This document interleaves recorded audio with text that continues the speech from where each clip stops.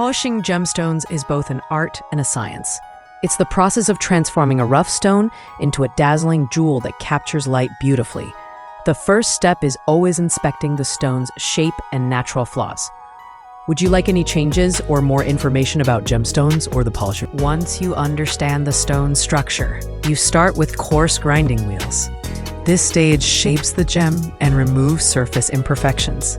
The key is patience. Rushing can damage the crystal. Each step uses a smoother grit, slowly refining the surface. This is where the gemstone starts to reveal its natural sparkle. This device spins polishing wheels made from metal, resin, or felt, combined with polishing compounds like diamond powder or cerium oxide. Different gemstones require different polishing compounds. For example, sapphires and rubies respond well to aluminum oxide, while quartz prefers cerium oxide for a mirror-like finish.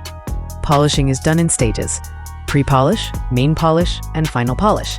Each stage smooths out micro-scratches left by the previous step. Water or lubricant is often used during polishing to reduce friction and heat. Too much heat can crack or change the color of the stone. Lighting is crucial. Jewelers work under bright focus light to see every tiny flaw. This ensures the final gem shines from every angle. The final stage is inspection. The gem is checked for scratches, flat spots, or polishing marks. Perfection is the goal, but even tiny imperfections can add unique character. Once polished, the gemstone is cleaned in an ultrasonic cleaner to remove any dust or residue.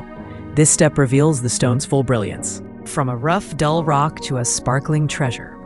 Polishing gemstones is a journey of skill, patience, and passion. Every finished gem tells a story of nature's beauty enhanced by human hands.